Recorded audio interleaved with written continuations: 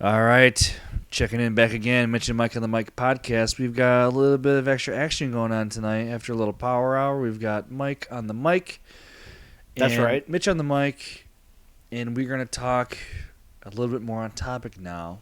First things first, SU basketball off to an undefeated start. That's right. Beating the giants of the ACC, known as The ACC? Fordham They're not in the ACC. and Cornell. Neither are they. You telling me that we're not beating the good teams yet? They're not in the ACC. I'm not saying we're not beating the good teams. I'm saying they're not in the ACC. I thought this was the top echelon. I thought we were going to get right to the fucking... Not quite. You're telling me we're not in the Sweet 16 yet? Not yet. They will be. When does that happen? You will be. Does it happen That in March? happens in March. Or is that April? No, the finals happen in April. The fucking- beginning of the tournament is It's March. fucking liars. Well, that's why it's madness in March. Oh. The madness doesn't happen once you get to the Final Four. The madness pretty happens calmed in down the by first then? the first two, Everyone's three just satisfied how it is? rounds. Oh, that No, makes sense. there's less madness because the best teams made it out. What do you think about the Syracuse team? I like them. I actually happened to watch the Fordham game in person. Really? Yes, I happened to go. It was nice. Was it a sellout? Yeah, right. They said the attendance was like 20-something, and it was not. But it was like 20-something. No, it was 15 if they're lucky. 15,000? If they're lucky. Which, honestly, for Fordham, really isn't that bad. Pretty good. Yeah. But apparently there's like 20,000 season tickets sold. Oh, wow. Yeah. They look pretty good. We're gonna have one of the better front courts in the country. We're super deep at the front court. at least. How about if we went with the big And one? they'll have a K sound. A what?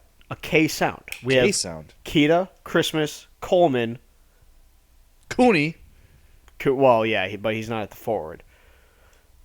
CJ Fair with a C That at least. that's not even close to a fucking K sound. What That's is it? the Keita, farthest from Crispin, a K sound Coleman. I could ever hear. Well, all right. We got Keita, Christmas, and Coleman though. Yep. They're the big forwards and centers. How about- and then like the more athletic guys? We have CJ Fair and Jeremy Grant. Yep. How about That's a Enos? pretty deep- How about Enos the penis?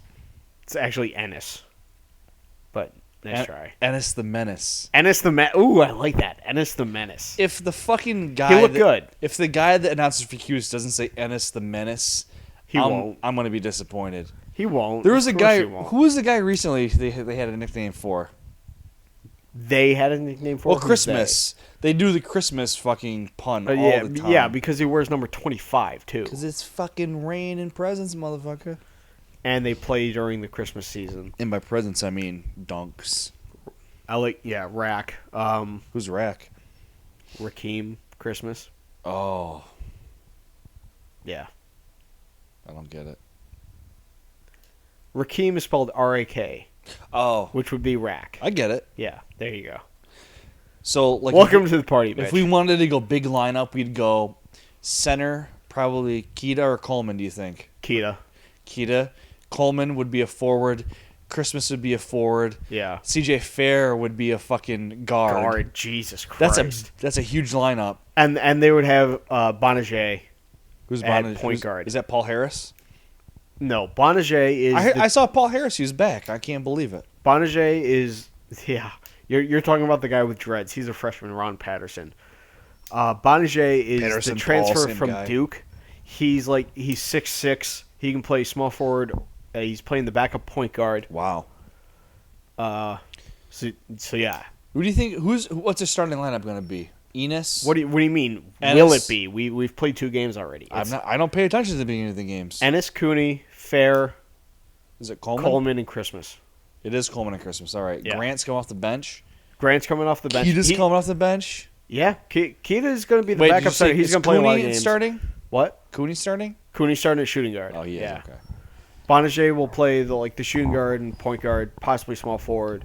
Grant's playing the Deion Waiters role. John He's the Bonacher-Ramsey? first guy to come off the bench. 2 minutes in the game when he takes out either Christmas or Coleman and he plays a bunch of minutes. You mean once those guys fuck up? Yeah, whichever one fucks up first, he takes out and puts Grant in. This is Seriously, every time he's going to do that. This is how solid our number nine ranked team is. No, that's just what Boeheim does every time. When somebody fucks up, they're out. That's how Boeheim does it. Like, especially with freshmen and sophomores that he doesn't really trust. As soon as they fuck up, he takes them out immediately. What do you think the odds are of John Walls coming back, playing a couple games? I'm going to go with 0%, and that's only because I can't go into the negatives.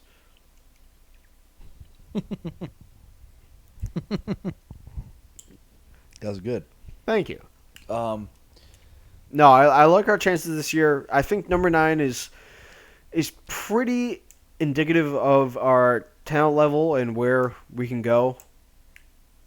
Although Boeheim had a pretty good point. What he was trying to say is, some of the expectations for this team. Somebody said that we were going to go like 29-2. Fuck that 2 losses. But Boeheim goes, listen, slow your roll. This is not a 29-2 team. Yeah, he's doing this shit on purpose. He does this every year. But his overall point is, listen, I got a nose. He's been at this program for about 40-something years, including his playing days. That's like twice as old as I am, dude. Okay? So, all right, he's been there a long time, right? Most college, Syracuse Orange college basketball fans have been watching probably less time than that. Yeah. This 5 or 6 year run that we've had for the past 5 or 6 years has been the greatest stretch in Syracuse basketball history. Really? Yeah.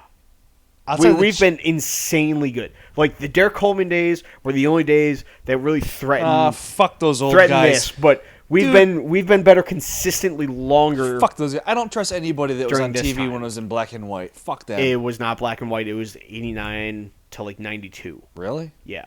Oh. We were like number 1, number 2 during those years for a few years. Coleman was like the number 1 overall pick in the NBA draft. They were really good, but that was like only during his time. We've been better with more recruits for longer during this run. But the point is, this is our best run. Okay, we've been replacing these guys over and over again and coming out on top.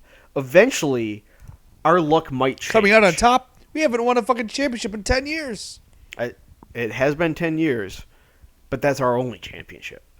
And we're still. We went to the Final Four last year.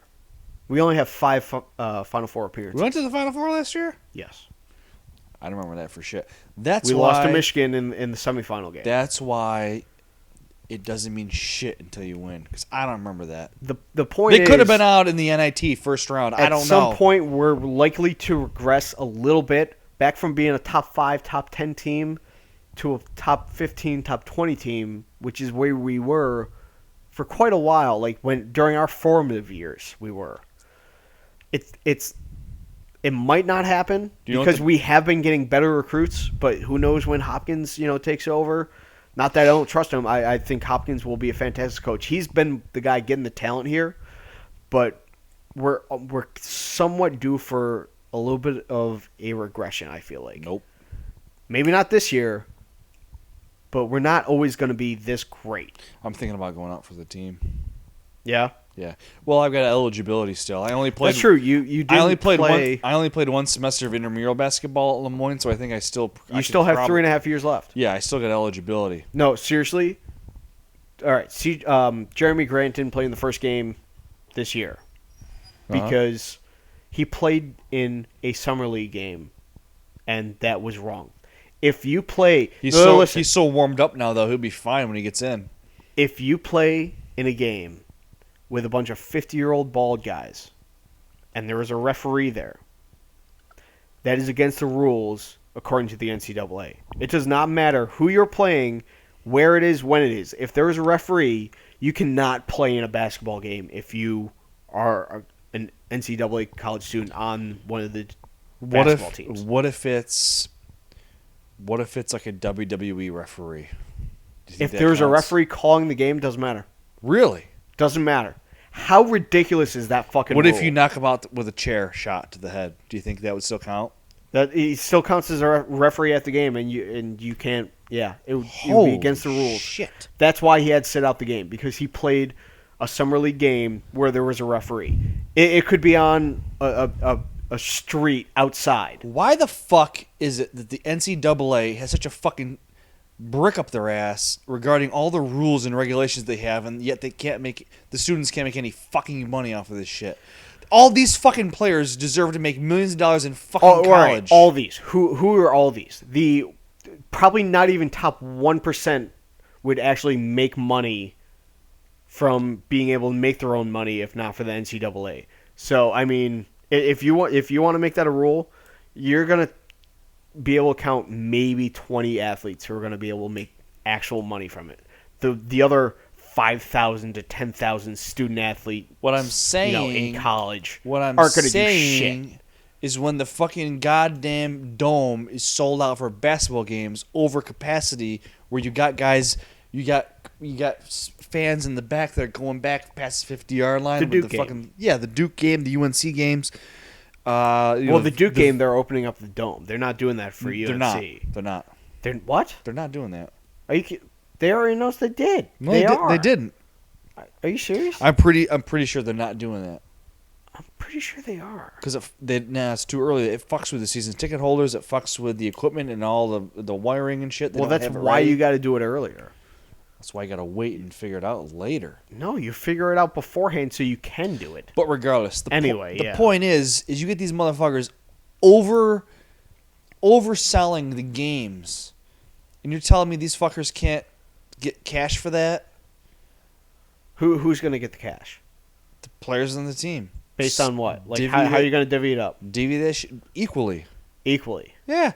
So the guys who are the ninth man better on the than bench what they get, and don't make any money making the exact same amount as CJ Fair. Better than what they get now.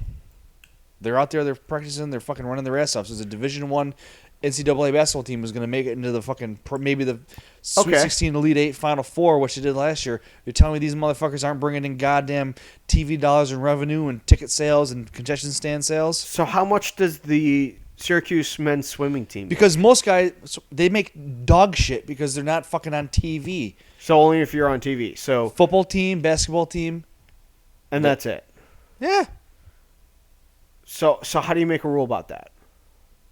Percentage of yearly costs or yearly revenue. No, according to the athletes. How do you divvy up? Only if you're on TV are you allowed to make money from this? The basketball team and the football team appear on ESPN and other networks, Time Warner cables and shit, and there's the fucking revenue being paid to the college. So you're going to take the revenue away from the ESPN? You think they're going to allow that? They're owned by Disney. There's no way Disney gives up $1. Listen, Mickey Mouse can go fuck himself. Yeah, he can fuck himself all he wants, but he's not going to give up $1 because they have the best lawyers in the fucking world. The point they're not going to give up any money. No, the point is the SU should fucking give it up because SU pays those revenue dollars. That's how Boeheim makes so much money. That's how those other guys make so much money. I'm not saying these guys need to make $1 million.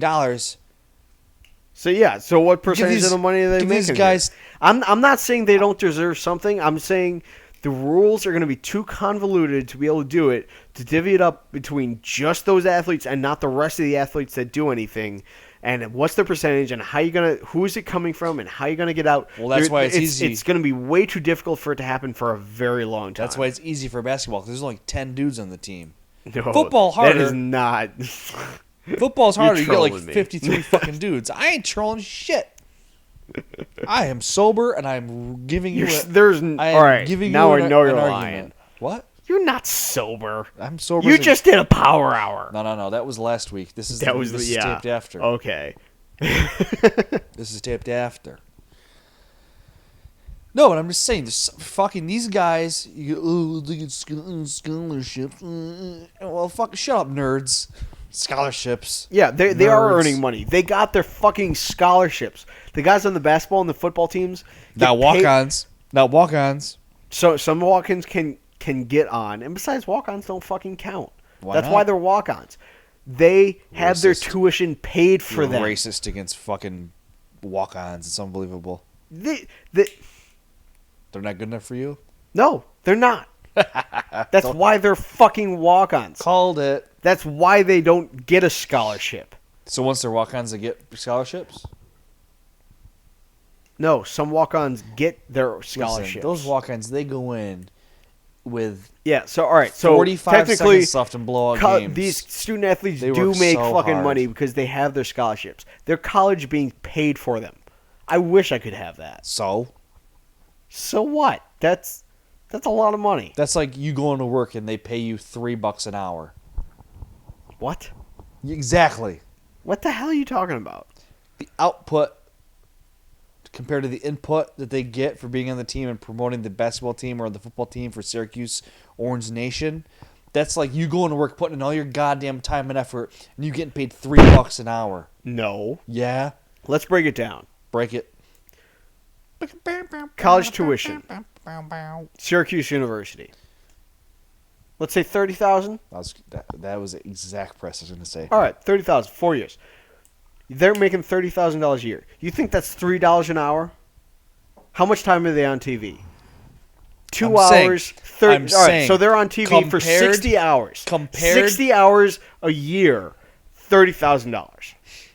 Compared to the price of admission that they get to be on the team, bettering each other, playing the game, bringing in TV revenue, ticket sales, concession, they deserve more than that. You get motherfuckers who are on TV now who get paid millions of dollars, and they ain't doing, it's a smaller cast, and they ain't doing shit. They're doing it with 3 people as the main characters and a couple of role players. People of what? They're doing it with these TV shows. They're doing it with millions of dollars. You tell me the commentators on ESPN aren't making $1 million. Oh, you're all right. You're talking about commentators. Yeah, they're not making $1 million. Yeah. I'm not actually sure. They might maybe 750. Yeah, that's what I'm saying. 300. They're making 6 figures, maybe 7 figures. Yeah, they're making 6 figures. They're not making over $1 million. Point taken. Me. I win. Incorrect. 1-0. All right. So basketball players, we can agree that they should be paid lots of money extra. Wow. Did we really agree on that? Yeah. That did not sound like we agreed on that. I think we did. Next up, let's talk about your favorite team, my favorite team, the team that's been 3-0 in the last 3 weeks. That's correct. The New York Football Giants. Yes. They have beaten 1, the Minnesota Vikings. 2, wasn't pretty. Who did they beat after the Vikings, Michael? I know you don't know this. Really? I don't know this. Exactly. Really? Well, fucking tell it. You sitting here like you're calling me out. Who did they beat? They beat. Yeah, you're taking a while, aren't you? Maybe. Well, maybe Mike doesn't fucking know for once. I do know. Maybe he doesn't know. Give me a minute. I do know. It'll come to me. Here. They beat the Vikings. Yep. They beat the Raiders last week. Did they? Are you sure? Yes. Yeah, they did. And they beat the Eagles in between. Are you sure about that? Yes. You're not very sure. I am sure. They did beat them. I know. And they beat the Eagles just before fucking Foles came in and threw 7 touchdown passes. 2 against the Raiders. Against the Raiders. And Manning had a dog shit game against the Raiders. He's been having a dog shit year, to be quite honest with you. He has been having a dog shit year. And There's it's been too a bad because we're paying him a shitload of money to carry the team. There's been a multitude of reasons, but he has not been mainly the year. Interior of the offensive line. He's been and Ruben Randall running the wrong fucking routes. Ruben Randall's the only guy who's catching fucking touchdown passes for fantasy points for me on a regular basis. Victor Cruz was doing it earlier. Cruz is doing good. Yeah, Hakeem Nicks hasn't been doing very. Do you know well who? Do you know who I want to pick up on free agency right now? Who's that? Ed Reed. Why? I heard he got cut by the fucking Houston Astros. Yeah, and you know how many snaps he played beforehand? And by the way, I did catch you saying the Astros. Shit. How many snaps did he play in the last game? 8. Pretty close, actually. 12. Yeah. And then he said they got outplayed and outcoached, so he got cut. He's old. He had hip surgery before the year. How old is he? He hasn't been around that long. Really? I'm not sure. He's been around 8 years, 9 years, like 12 or 13. Really, that long? Really? Yeah. Oh. He. So you're all right, telling me after Ray Lewis left Miami University, Ed Reed came along. The year after. He was around with Edgerrin James. Let's put it that way. Oh wow. Yeah, he's been around a while. Telling me he should have retired last year with Ray Lewis. Yeah. He's probably going to retire now because nobody's going to pick him up. I'd take him. But he is a Hall of Famer. I'd take him. We don't need him. We need Will him. Hill and Antrell Roll both played over 50 snaps, and then we got Ryan Mundy as our third safety. Roll has been the player of the team this year. Antrell Roll has been playing extremely well. John Beeson turned that defense around, though. Beeson's a beast. He is a beast. The defense. I heard that Beeson and Roll went to college together. They did. At the University of Miami. We seem to like those Miami players. No. It's called the U. The U, yeah. Miami. Fuck Miami. They're in the ACC with us. Your language. Fuck Miami. It's How city, about that? A city. The Hurricanes. How about that? Fuck Hurricanes. The University of Miami. They're fucking shit up everywhere. Besides their football players once they come to the Giants. Anyway. Shockey? Yeah, all right. Yeah. No. I'm okay with Shockey. Anyway, pre-bald eagle besides tattoo? the 5-yard touchdown that Oakland had, we haven't given up. The defense has not given up a touchdown in the past 2.5 games. Really? Yeah. So every touchdown has been on special teams or a pick six. Ugh. Except for when we turned it over on special teams at the 5-yard line. Yeah, right at the beginning of the game. And they ran in. So I don't really count that one. So the defense is playing lights out. The interior of the offensive line has to play better. Andre Brown, thank God, is back, so we have a running game. And Manning has to get his head out of his ass. However, even if we keep playing at the level we're playing at now, I expect us to beat Green Bay. Is that our next game? That is our next game against, who is the quarterback? Matt Flynn. No. He's the backup. Damn it. Come on, Mitch. He went to the University of Wisconsin. Oh, my God. Now I know I don't know shit, dude. It ain't Seneca Wallace. He just got hurt. That's right. He's on IR. Who is it? I don't know. Scott Tolzien. No one fucking knows who that is. He went to the University of Miami. He threw for 287 yards against Philadelphia. You're right. Why did I say Miami? Because we were talking about Miami. He went to the University of Wisconsin. I think you're losing your brain in your old age. Yes, that must be it. Anyway, he went to Wisconsin, which should say everything, because the only exception of a quarterback who's good who went to Wisconsin is Russell Wilson. Do you know who else went to Wisconsin? But he transferred to NC State, so it almost doesn't count. Do you know the other Wisconsin tie to the New York Giants? Ron Dane. He was so good. He was, for the Texans for a game or two. And his rookie year with us when he was Thunder and Lightning with Tiki Barber. I forgot about Thunder and Lightning. I remember when before the draft, I said I wanted Sean Alexander. My dad said Ron Dane. Because, if he sucks at running back, we know we just turn him into a fullback. Yet no. He had happy feet. And we should have known better. I don't know if you remember this. I was there. What when? You were there when? The kickoff something spectacular. Classic. Kickoff classic. Yes, that's what I was going to say. You interrupted me. Against Wisconsin. All right. Versus Wisconsin in Meadowlands. So what was the first play of the game? Hickson kickoff return or Dixon? Ron Hickson. He played for the Giants. Oh wait, no. We're talking about the SU guy. It was. So all right. First of all, was it Marvin Harrison? I want to preface this a little bit. Once you say, first of all, Syracuse won the game 30-0 against Wisconsin, who had this hotshot sophomore running back Ron Dane, who ran for 250 something yards against Hawaii last year. Fat ass. So we whooped the shit out of him. And the first game was a 100-yard kick return by not Marvin Harrison. He was the first pick of the second round by the Browns the same year McNabb graduated. In fact, they were both up for quarterback. McNabb beat him out, and he transferred to wide receiver. Wow. Well, not transferred. He moved positions over to wide receiver. He was almost the starting quarterback over McNabb. Think about that for a second. You're gonna tell. I've totally forgotten the name. But you're not gonna know. As soon as you tell me, I'm gonna remember who. You ready? Yeah. Kevin Johnson. Kevin Johnson. And you know what? Wow. This is how I remember it because we visited some friends from college. No. We were to go see this game. I was sick as a dog. I was throwing up every 5 minutes. I couldn't keep anything down. Did you puke in the Meadowlands? Oh, my God. Yeah. I puked in the Meadowlands behind the hot dog stand once. But I was in the infirmary because I was so sick. You went to the infirmary there, too? I was in the infirmary because I was so sick. It's so ironic or coincidental that the amount of alcoholic beverages that I drink while attending sporting events, that the one time I've puked in a stadium was at the Meadowlands for a New York Giants versus Philadelphia Eagles game. Again, visiting the same said friends. I don't know, very nervous about the situation or sick or something. I don't know. And we get into the Meadowlands. We walk in. We take a left. We're walking towards the seats, and my stomach is fucked.